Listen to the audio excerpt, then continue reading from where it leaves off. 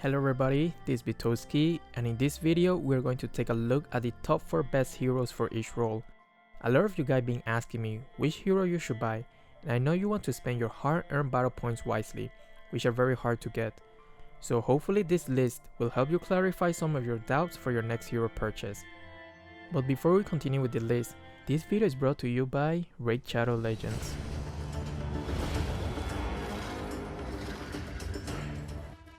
Wow, look at the graphic and details in this dragon. In case you have been living under a rock for the last couple of months, Raid is a brand new collection RPG game. It has an amazing storyline, awesome 3D graphics, giant boss fights, and more than 400 champions for you to collect and personally customize. This game will remind you of the classical RPG and strategy game with the added bonus that is now on your mobile. Enjoy crazy battles and events that will keep you hooked for hours. Just look at the crazy level of detail is on these champions. The game is completely free to play and has almost a perfect score on the Play Store. The game is growing super fast. I expect to see a huge update in the upcoming month, which will bring a lot more fun to the game. So what are you waiting for? Go to the video description, click on the special links, and you will instantly get 50,000 silver and a free epic champion to start your journey. Good luck, and I will see you there. To start the list, let's go with tank first. Kufra is probably the best tank right now, which is why he get banned almost 99% of the time in high elo. He can pretty much do everything. He protect, he attack, and he CC. So if you are below epic rank, you can abuse this hero. Just make sure when you are charging your first skill, use it from a far distance where your enemy cannot see you for a surprise ambush. Just remember that he will be banned most of the time after legend rank.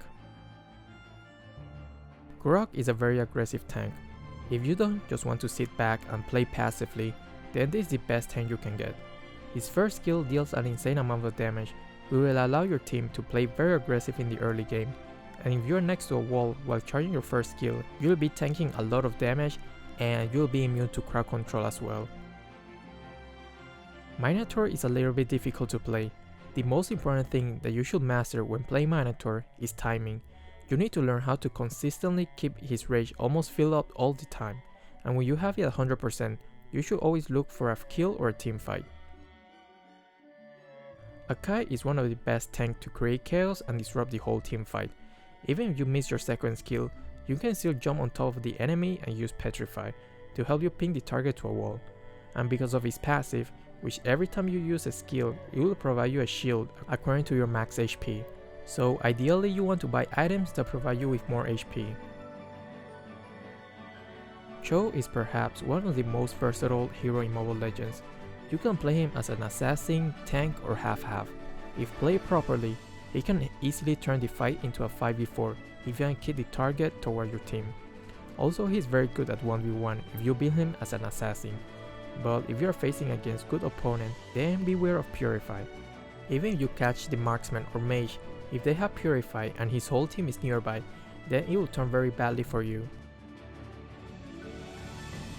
Leomord is a good fighter because he can clear minion wave very fast, and like a lot of fighters, when you use the Festival Blood talent, with your one skill from your first skill to the minion wave, you will regain a lot of HP back.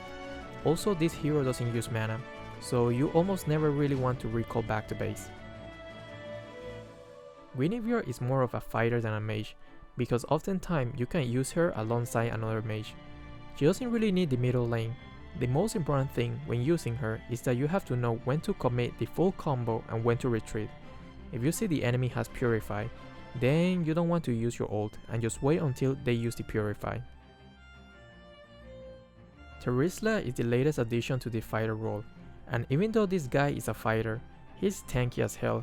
You build him with Spell Vamp, Festival Blood talent, and Wings of the Apocalypse Queen, then he can pretty much be used as a tank. Once Helcurt is pre-farmed, he can instantly kill the enemy backline and get back to safety. Thanks to his ultimate, he can become a nightmare to deal with, since he can split push, kill one of the carry, and run away. Just remember to always have your stacks before attempting to gank or fight a hero. Hayabusa is more like a ninja than an assassin. You have to choose your fight wisely. You should only want to fight when you are certain that you can get a kill or win the fight. His main purpose is to split push and put pressure in a lane. Once he gets enough farm, you can play him a lot more aggressively. Selena is the strongest assassin in the early game, even without much farm. Once you connect her stun, then it's almost a guaranteed kill. The main thing that you have to practice with her is predicting the enemy trajectory and the constant rotation. You never want to be just farming. You want to pressure the enemy as much as possible. Gusion requires a little bit more practice than your usual heroes. If you want to fully master him, then I highly recommend you to spam him non-stop until you feel like you can tell when and how to use his skill to maximize full damage. Sometimes using the full 10 dagger combo is not the most efficient way to get the kill. To master Claude, you have to master how to stack his first skill and how to farm the Demon Hunter sword as soon as possible. Once he gets that item, he's a complete different beast. So my best advice is to use your ultimate to clear minion wave as soon as possible to continue farming other lane or jungle. If you repeat this process in the early game, then you will get the DHS in no time. Kimi is the most aggressive marksman in the early game, even with no item. If you team her up with other aggressive heroes such as Gord and Selena, then her enemies will have a very hard time farming in the early game.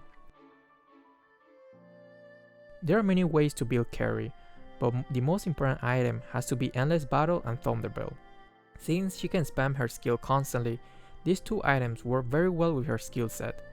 Just remember that when you're about to join a fight, cast your ultimate first before using your second and first skill. Granger is not too bad in either early or late game. He's not completely useless in the early stage of the game, like a lot of marksmen, and he can deal so much damage from a very safe distance. If you give him a lot of cooldown reduction item, then he can use his ultimate a lot more frequently, which deal an insane tons of damage. Even after all the nerf, Harith is still very dang OP. His infinite dash makes him one of the deadliest mage who is very hard to kill in the right hand. Even if the enemy has a lot of crowd control hero, if you use Purify and Turret Dive and Soma do a 1v5, that's the reason why he's almost banned all the time. When playing Lunox, you have to read the situation and switch form accordingly. I will highly recommend when using the order form to only keep it at one bar, so you can switch from defense to offense immediately. If you just give her one defensive item, that will give her enough time to change form if she is caught off guard. Even though Esmeralda is very tanky, she still deals a lot of magic damage, which is why I think of her more as a mage than a tank. I will recommend you to not use too much tank item and just go full magic damage, since more magic power means more shield, which equals to more sustain. But just like Harith, she's banned quite frequently as well. Harley is a great choice if you have been watching my videos. He's very mobile and can rotate very fast to help your teammates secure the lanes and help them farm faster. The most important thing when you're playing Harley is that you have to constantly keep rotating around the map and predict where your enemies are. You don't want to give them a chance to take a break, especially to the enemy's carry. Like all support heroes, Kaja can be very annoying in the early game. His first skill deals an absurd amount of damage, so he can easily clear the way fast, allowing your teammates to rotate a lot faster. He can be used to proactively catch an enemy off guard or to protect your carry from the enemy burst hero. Usually in the early game, you want to play more proactive, and if the enemy goes late game and you notice the enemy keep targeting your carry first, then play him more as a bodyguard. After the Digger revamp, now you can play him way more aggressive, and if you're sneaky with your bomb placement, you can become the most annoying Diggy ever. But not only does his first skill hurt a lot, but his other skill allow your teammates to survive a lot more and to counter those crowd control heroes. Even though Angela is being picked less, but if you combine her with a really hard to kill hero such as Esmeralda, Harith, Leomort, Aldous, Cho, the duo can simply almost do a 1v5. Also, having an Angel in your team makes the enemy think twice about doing 1v1, because there will never be a 1v1 with Angela around. Lolita is very situational tank support. She is best used to counter projectile hero. You should use the shield wisely and not just spam it all the time, because if the enemy is good, they will immediately launch their full attack once they see you have used your shield. Also, you should always use Flicker to combo it with her ultimate. Okay guys, that was the end of the list. I hope it brought you some clarity on which hero to buy next. And if you enjoyed the video, don't forget to hit that like and subscribe button. I will see you in my next video.